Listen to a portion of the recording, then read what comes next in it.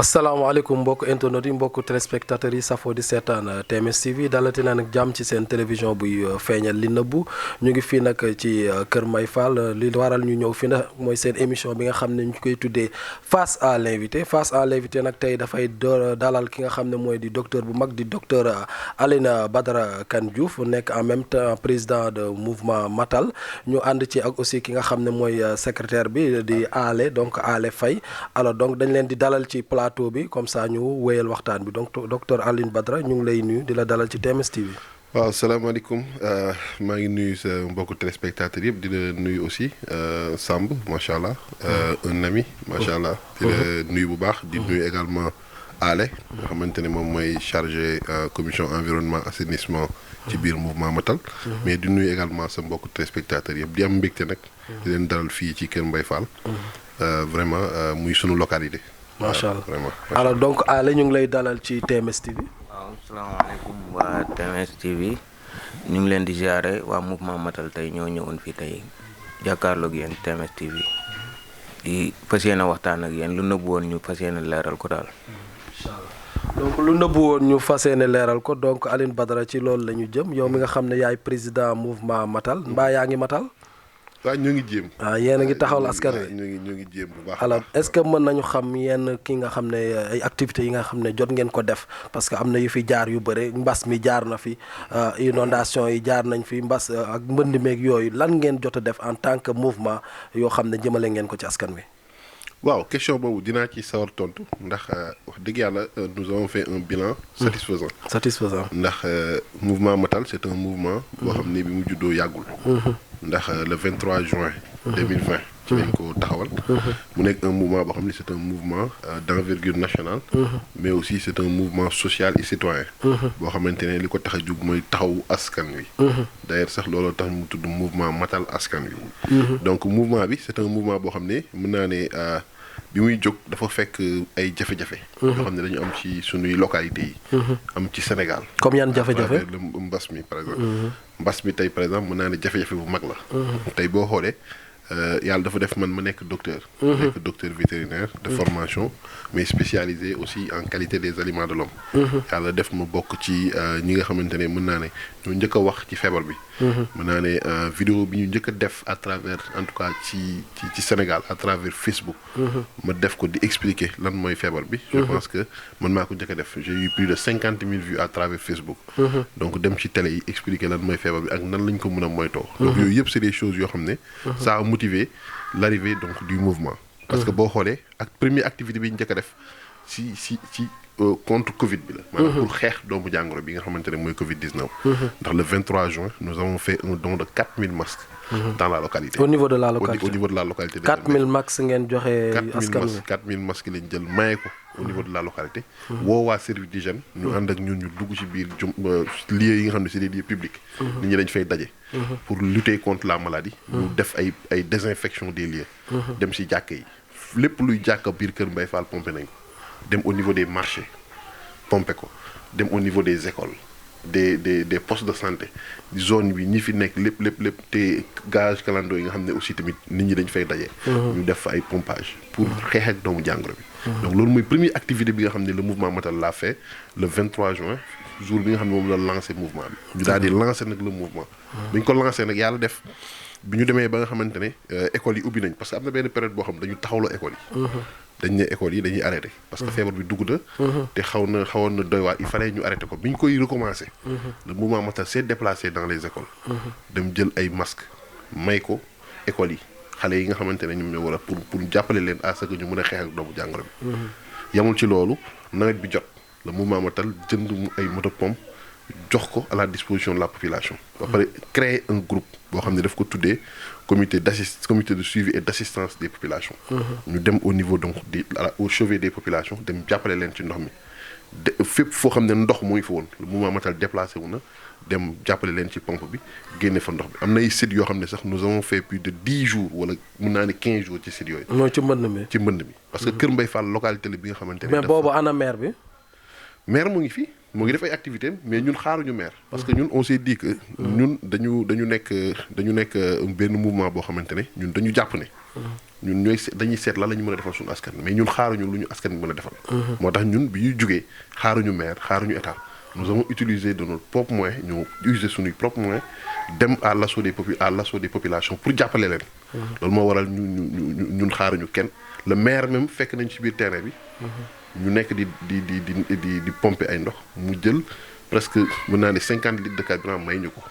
donc fekk jàppale ñu fekk ñu nekk ci terrain bi. kon pour vous dire que kon ñun xaaruñu maire. xaaruñu état. ñoo ngi woon ci terrain bi donc ay bonne volonté aussi di ñu ci fekk di ñu jox aussi tamit ñoom it ay carburant di ñu ko jàppale. mais suñ ko amee jël suñ ko amul tamit ñu nekk ci. donc jël suñuy propre moyen. ci loolu la ñu nekk ba nawet bi yàlla def mu jeex. ñu def ci liggéey bu am solo armères yi aussi bi mu feesee ndox nga xam ne sëg yi commencé woon na jël ndox le mouvement Matal moo déplacé wu. woo population bi ànd ak ñoom dem pomper armères yi ba nit ñi mën a di jaar di dem. donc kon pour vous dire que le mouvement Matal ci biir nawet bi def na fa ay actions yu am solo. weesu jógewuñ ci loolu bi nga xamante ne nawet bi jeex na te vacances yi des na. ñu xam ne ren école bi dafa nekkoon école boo xamante ne mën naa ne jàng bi demeewul woon noonu. on s'est dit que tamit il fallait ñu def suñu loxo à travers notre commission. éducation et formation. si la ñu intervenir def benn ay cours de renforcement de capacité. y avait des cours de renforcement. dañoo def ay cours de renforcement de capacité et on l'a fait de manière gratuite. à l'endroit des élèves yi nga xamante ne ñoom ñoo nekk dans la localité jël plus de 100 élèves. enrôler leen. donc jàppale leen gratuitement may leen ko. donc loolu def nañ ko aussi tam ci biir nawet bi. mais Matal yéen fan ngeen fas yéene jëm ndax loolu ngeen di def rek nekkul pour mepp population bi pour am ëllëg li ngeen di soxla ci ñoom wala lan la exactement. lan moo leen moo tax a jóg baal ba ma pare sama activités yi parce que activités yi jeexagul de. ndax bi ñu jugee ci école bi. joxe nañ aussi maanaam bi ñu jugee ci école bi dem nañ au niveau donc des postes de santé yi nga xam ne ñoo nekk dans la localité de Kër Mbaye Fall. dem ut ay. à travers aussi benn ONG mun naa ne benn ONG la boo xam ne mu ngi en Europe. jàppale ñu. si on parle santé. ñu dem au niveau des postes de santé. may leen ay lits d'hôpitaux. may leen ay tensiomètres. may leen aussi tamit ay oxygénomètres yoo xam ne dañ leen ko may te xam nga Kër Mbaye Fall ñaari poste de santé ñoo fi ne. donc ñaari poste de santé yëpp lañ ko distribuer. jox leen ay lits jox leen ay tensiomètres jox leen ay oxygénomètres aussi dañ leen koo may. gratuitement. donc pare wuñ aussi si loolu ñu def une formation boo xam ne dañ ko jox les femmes yi nga xamante ne dañ nekk dans la localité si li nga xamante ne moom la ñuy tuddee cancer du col de l'utérus. pour leur expliquer nan la ñuy def. ba mun a moytu cancer du col de l'utérus. est-ce que octobre rose bi aussi def ngeen ci activité. à travers octobre rose bi sax d'ailleurs ci lañ ko def. pour booster waale l'information. xamal ko femmes yi.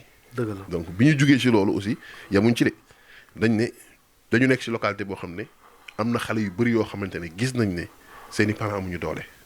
ñenn ñi gis nañ ne aussi seeni ay jirim lañ. maanaam amuñu ay cadeau. ñu ne nag comme Noël aussi tamit c'est pour tous. on s'est dit que aussi tamit ñun war nañu mën a tamit jàppale ces enfants là. yi nga xamante ne jàpp nañ ne seeni parents amuñu doole wala am ñu ñàkk sax parents.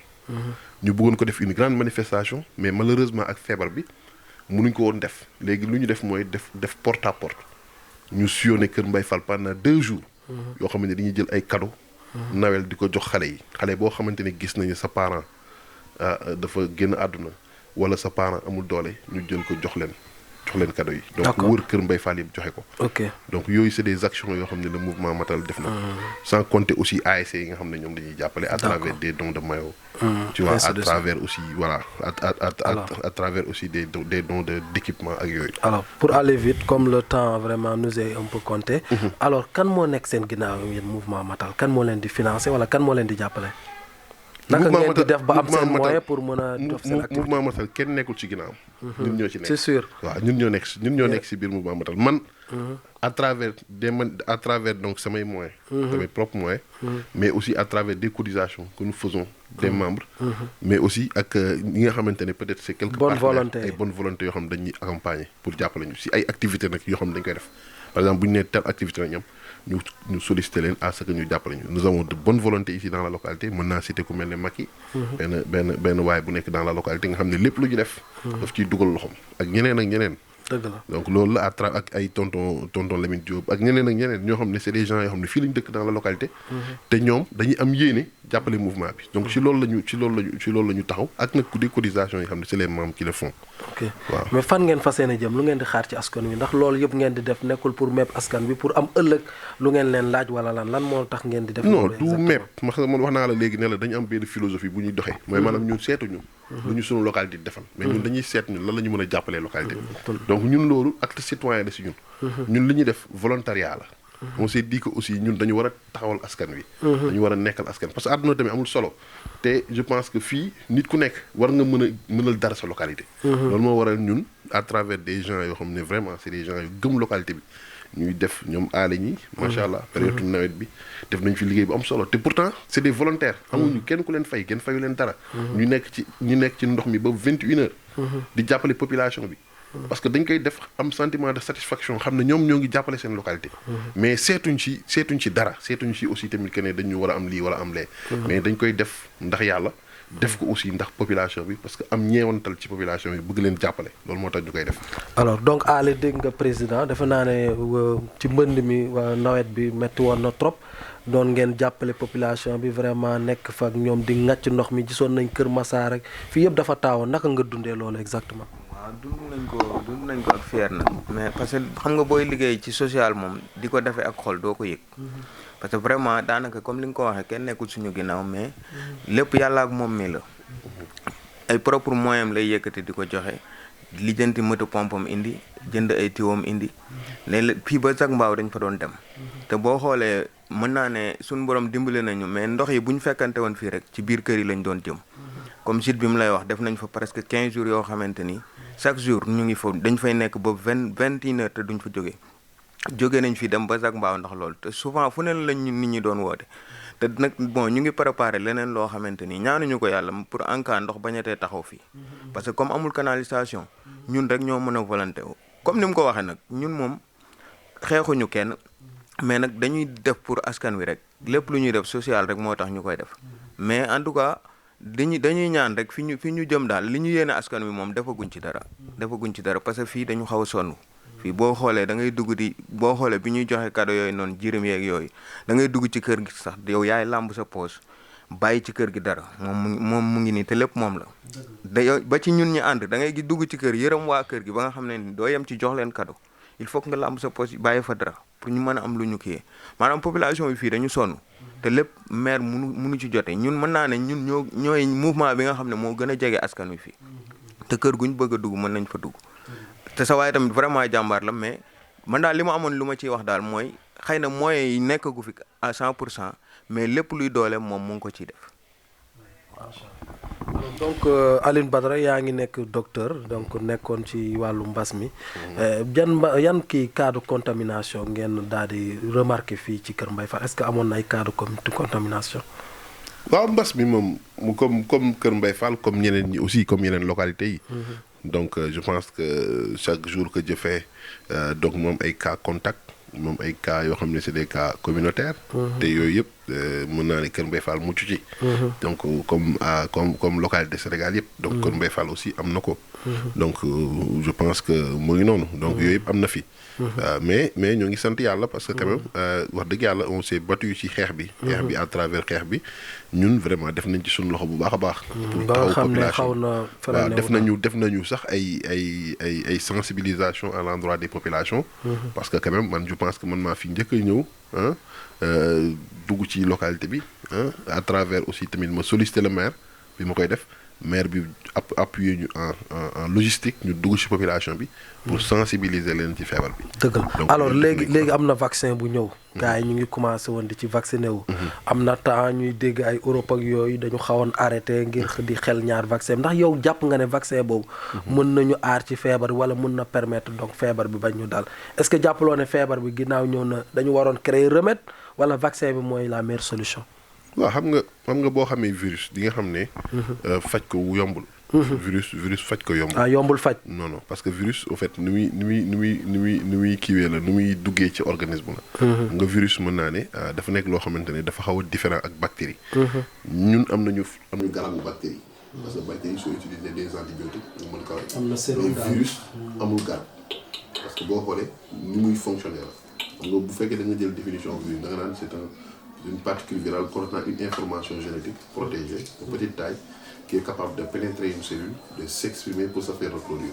maanaam doomu jàngoro la boobu nga xam ne dafa am parce que am facilité doo ko gis si bët mais bu am facilité mën a dugg ci organisme utiliser suñuy cellule suñuy propre cellule pour suñuy cellule fabriquer ko ay doom donc du coup bu dugg see rek da fiy utiliser cellule xam nga luy utiliser suñuy cellule pour nga mën a xeex ak moom du yomb loolu mooy jafe-jafe moo tax virus souvent du ci bëri ay vaccin nga mën am pour mën a régler problème bi moo tax d'ailleurs ñu xeex à ce que tey vaccin mën a génn.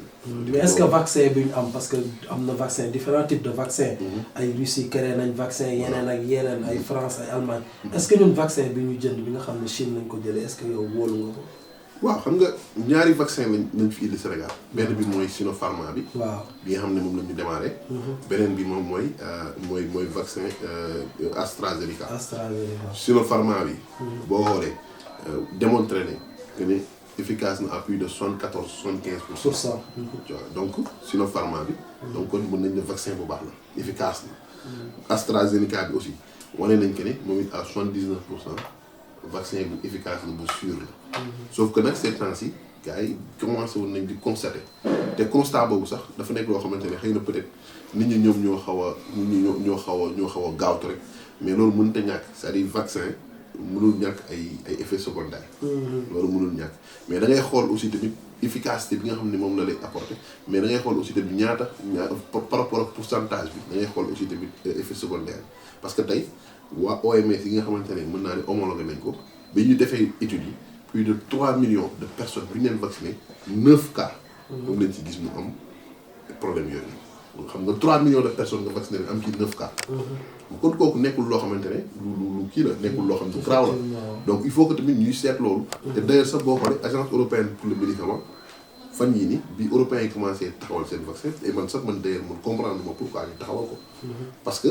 amuñu woon benn argument buy wane ni dañoo war a taxawal le vaccin moo tax Sénégal aussi ñoom dès le début ñoom aussi dit que ñun duñ ko taxawal mais tey agence bi nga xamante ne moom moo defoon rapport yi muy agence européenne pour le médicament bi mu taxawee dafa leen wax ne leen carrément que ne moom moo def rapport gis na ay cas de thrombose quelque part mais thrombose bi ñu constaté population gis nañ ni li koy am mu ëpp fukki yoon ñi nga xamante ne tey ñoo ngi leen def vaccin kon ça veut dire que kon thrombose existe na. bu yàgg à travers foofu.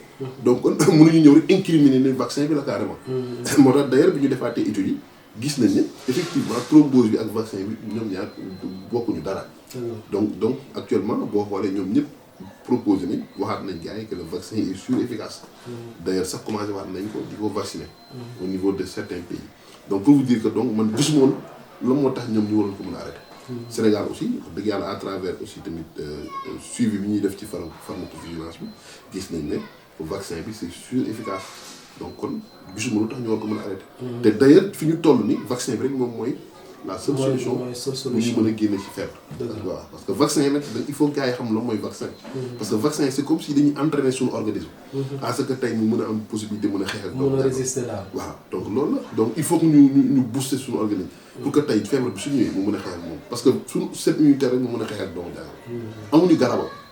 donc kon ñun comme suñu système immunitaire moo mën a xeex ak doomu jàngoro bi donc dañuy dugal en tout cas ay germes yoo xam ne dañuy wàññi seen doole pour que système immunitaire bi xam ne nga xam ne buy ñëwaat dina mën a xeex ak moom loolu kese la. ok macha allah alors ngeen nekk ci mouvement bi nga xam ne mooy matal. donc di taxawal askan wi. gis nañu fan yële am benn problème bu fi amoon fii ci Sénégal. lëmbe réew mi créé fi ay affaires yu doy waar nit ñi di yàq di defar. di toj boog di yàq di toj. muy wàllu donc benn dossier boo xam ne moo concerné woon Adji Sarr ak Sonko.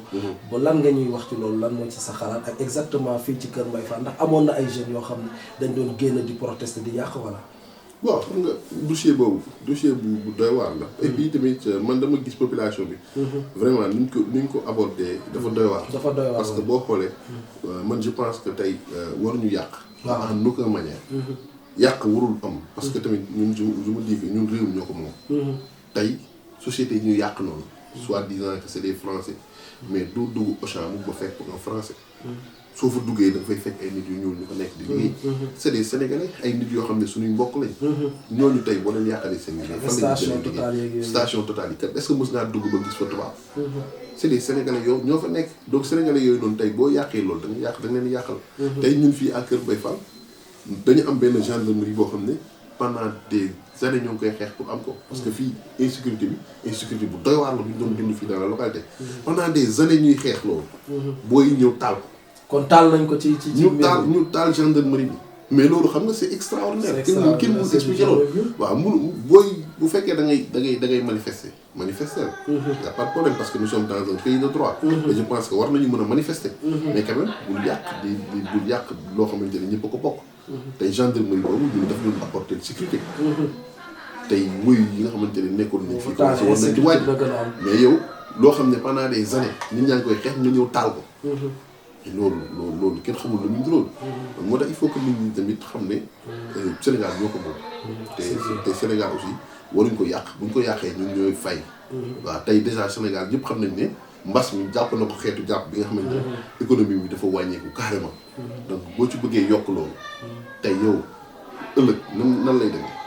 est-ce que kon donc en tant que mouvement bi nga xam ne yéen da ngeen fi nekkal askan wi est-ce que amul benn rôle bu ngeen mën a jouer pour conscientiser les jeunes à ce que ñu am donc esprit de dépassement sur certaines questions politiques mën a xam ne seen réew donc du loolu moo koy jëmale kanam est-ce que yéen amul rôle bu ngeen war a mën a jouer. waaye ñun si lañu nekk chaque jour. bërki démb rek bu ñu yàqee loolu. déjà ñun fan yi rek ci passé. population dimanche bi passé. dem nañ au niveau de la gendarmerie pour jéem ko sax nettoyer. bi ñu demee foofu ñu ne am nay enquête yoo xamante ne déjà ci la ñu nekk. moo tax autour de la gendarmerie. yooyu yëpp zone yooyu yëpp nettoyer nañ ko def benn nettoyage bu am solo foofu. à travers donc des mouvements yu nekk dans la localité. pour vous dire que ñun dañuy defar du yàq. ñun suñu objectif mooy defar. suñu gisee kuy yàq tamit ñu taxaw ne la saay da ngay def ñu doxul. donc tey boo yàqee ñun ñoo koy subir. waaw il faut que nit ñu conscience yi loolu. donc y a des choses yoo xam ne ñun duñ ci dugg ñun lépp loo xam ne day defar ci la ñuy nekk. lépp loo xam ne day yàq nañ taxaw dénoncé ko wax ni lii parce que ñun yàgg nañ di xeex quoi pour cette localité. donc suñu demee di xeex ba ñu am yenn at yi voilà je pense que tey waruñu ñëw quand même comme ça di ko yàq noonu comme ça vandaliser ko comme ça. alors Aly dégg nga sa waay li mu wax président donc dégg nga li mu wax donc ci par rapport ak dossier boobu ndax jàppaloo ne aussi jeunes yi seen maire moo tax ñu def loolu parce que gis nañ ne peut-être Macky Sall doon na jéem a xool adversaire politique am yi mu leen di éliminer. ki ci mel na Khalifa Sall ki ci mel na Karim Wade jot nañ leen tëj est-ce que jàppaloo ne jeunes yi dañu defe ne woon peut-être Ousmane Sonko mooy l'avenir de demain ñu bëgg koo faagaagal moo tax ñu yàq loolu. waaw li bëri wax rek foofu laay démarrer. xëy na dossier boobu dafa nekk lu sensible mais nag man dama jàpp ne Sénégalais yi xëy na méttiwaay bu métti moo waraloon ñu génn. mais pas sax ay affaire Ousmane Sonko ak Adji Sarr.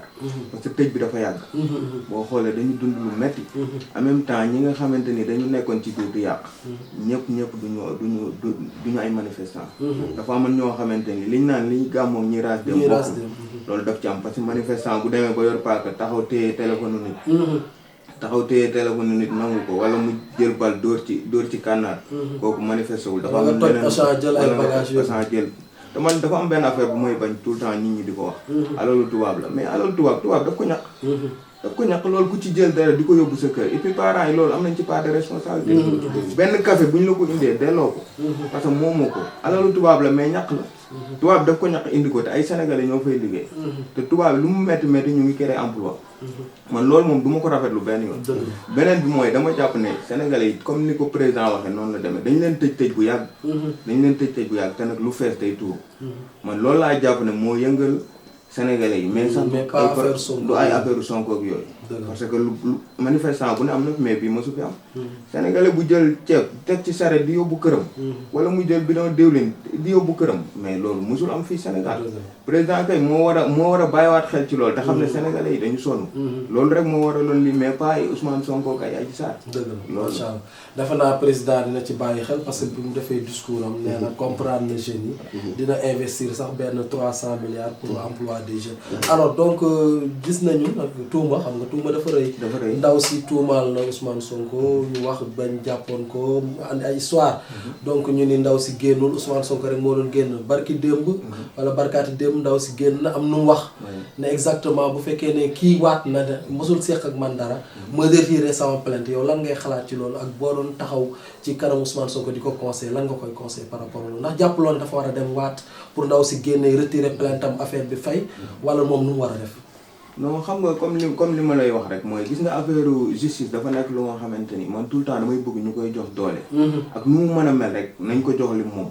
fi ne ni comme dossier bi mu ngi en cours. ñoom ñu ngi ciy liggéey. ñoom nañ leen bàyyi parce que Sonko amul droit fi nekk nii di yëkkati benn baat. il faut parce que mu ngi ci enquête boo xamante ni pareegul. mais li ci des man affaire kaamil laa bëgg ñu teg ko na leen. gis nga affaire kaamil kooku mbiri suñu borom la. dëgg la ay affaire waat. non mbiri suñu borom la parce que buñ ci dugalee kaamil rek. ñoom ñëpp dañuy condamner seen bopp. foofu kaamil ay waat yooyu amu fa sens. fi nekk nii justice moom moo leen di àtte. comme kenn ku ci ne mu ngi sa dossier. moom rek moo leen mën a àtte mais affaire kaamil du ko régler. buñ duggoon ci affaire kaamil rek duñ yegg si fii. kon problème bi du jóg. ndax suñu borom moom pare na réglé na lépp. moo tax affaire kaamil moom damay bëgg nañ ko tegee na leen. bàyyi justice parce que dawaluñu sariya ci réew mi. ba nga xam ne affaire kaamil dañ ko bëgg di ko indi. xëy na nag yëkkatiwaat coow li xëy na loolu moo leen ne mais justice moo koy réglé fi nekk mais du kaamil la koy réglé. d'accord alors donc Alioune Badara président dégg nga sa waay li mu wax aale alors donc yow ndax jàpp nga ne ñun on a une justice juste et équitable boo xam ne war nañ ko mën a wóolu bàyyi ko mu def liggéeyam parce que bon am na ñu naan la justice est un peu partisane elle est un peu partisane elle est manipulée par Macky Sall donc yow looy xalaat ci loolu. waaw xam nga justice réew je pense soo nekkee ci réew yi yaa war a dooleel sa justice. dooleel sa justice weesuwul xam nga gëm sa justice. donc su fekkee da nga jug rek taxaw xam nga di ne justice bi dafa def lii. je pense que yow da ngay affaiblir sa justice. te tey ñun ñoo war a dooleel justice. man loolu laa mos a gëm. man dama gëm ne justice nit ñi ñoo ngi leen di juger tout le temps. donc mu am fii ñoo xamante ne dañuy gagné procès am ñoo xam dañuy ñàkk procès. donc yooyu daf fii am moo tax man cas boobu noonu sax du ma ciy bëgg sori. parce que je me dis que aussi tamit justice am na ci réew mi. parce que quand même. nañ ko wóolu daal bàyyi ko mu liggéey man daal foofu laay waxee. alors sama réalisateur bi mooy signalé ne donc waxtu bi dam nañu li ñuy des ci minute bëreetul. ñu bàyyi la rek nga tàggatoo sa kàddu bu mujj. waaw xanaa am mbégte rek. am mbégte vraiment ci seen teew fii. ci biir localité bi. je pense que TMS moom suñu télé la. et puis du tey en tout cas laa def émission foofu. donc yàgg naa fa def ay émission di waxtaan ak askan wi bu baax a baax. waaw di profiter aussi di nuyu Thierno Moule. di ko sargal ci liggéey bi nga xamante ne moo ngi koy def à travers le Sénégal. mais aussi di am mbégte en tout cas di nuyu mouvement Matal yëpp. à travers alam yi nga xam ne moo fi toog. mais di leen saluer di leen wax ne macha allah kontaan naa ci liggéey bi nga xamante ne moom la ñuy def à travers askan wi. parce que wax dëgg yàlla. c'est un mouvement boo xam ne mën naa ne vraiment gars yi volonté lañ ci àndal. gars yi dañ ci ànd ak patriotisme. waaw vraiment dañu bëgg seen localité. parce que tey ku ànd ak ñun rek c'est parce que tout simplement da ngay def volontaire parce que tey amuñu xaalis bu ñu lay jox. lan ngay wax waa askanu Kër Mbaye Fall aussi. waaw askanu Kër Mbaye Fall li may wax rek mooy nañu rester mobilisé.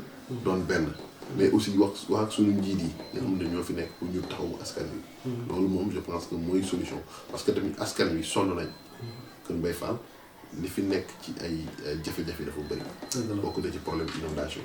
ba dëgg yàlla fii canalisation yi doyul. waaw donc su nawet jotee rek population bi da ngeen di yërëm kenn du am accès yéen accès bi ngeen ñëw fii sax. parce que du nawet la mais bu nekkoon nawet fële ngeen di taxaw. donc pour mën a yegg si fii. loolu dafa métti donc il faut que tamit ñu jàppale askan wi ci loolu surtout problème yooyu beneen bi aussi tamit mooy sunu tali bi nga xam ne commencé nañ ko nañu fexe ngir yàlla mu yegg parce que toog na fi 5 ans yoo xamante ne maanaam dañoo kaas ba ñu ñëw commencé waat ko. donc nag temps yi ñu ngi gis ñu ngi traîner un peu les pieds.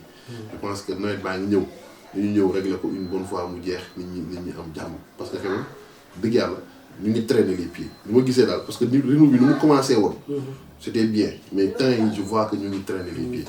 donc il faut que ñu ñëw régler lii parce que nawet bi ñëw na ba pare. d'accord pour ñu jàppale population bi. alors merci beaucoup allez donc ñu bàyyi la nga tàggatoo sa kàddu bu mujj ci TMS TV.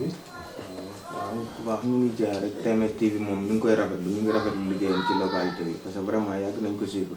xëy na tey la suñu borom di dogal ñu doog a toog téye micro mais yàgg nañ ko suivre. liggéey bu rafet bu muy liggéey te it mu ngi jàppale askan wi. ndax dafa am loo xamante ni localité moom ku nekk ak li ngay joué ci localité bi rek. jàpp naa ne yow yaa ngi def li nga war a def. sama kàddu gu mujj nag mooy comme fi Badou daaneel rek mooy suñu tali bi nga xam ne dañ ko commencé xëy na ñu ngi ci woon di liggéey mais fan yi gis naa ne ñu ngi ralentir. ñuy ñaan rek balaa nawet bee ñëw ñu dimbali ñu ci comme ça ndox mi mën a génn bu baax loolu rek laa amoon lu may wax kontaan nañ ci yéen bu baax. d'accord alors donc mbokk internet yi mbokk téléspectateurs yéen a ngi ko déggandoo mu nekkoon nag seen émission face à l'invité des fois ñu am ay acteurs politiques yoo xam ne dañ leen di invité mais des fois aussi ñu invité ñoo xam ne ay acteurs la ñoo xam ne ñu ngi ci des acteurs qui sont dans la société qui travaillent pour la société ñoo xam ne dañu yore ay mouvement parce que aussi télé bu ngeen ko xamee mooy feeñal li nëbbu donc ñu ngi fi taxawal pour askan wi ñii nag nekkoon fi nga xam ne mooy mouvement Matal taxawal Kër Mbaye Fall di fi liggéey lu am solo moo tax nag ñu invité leen sëq ñoom benn waxtaan bu am solo ñu ngi leen di jox dig daje ci émission face à l'invité ak TMS TV seen télévision bi nga xam ne mooy feeñal lépp lu ñëw.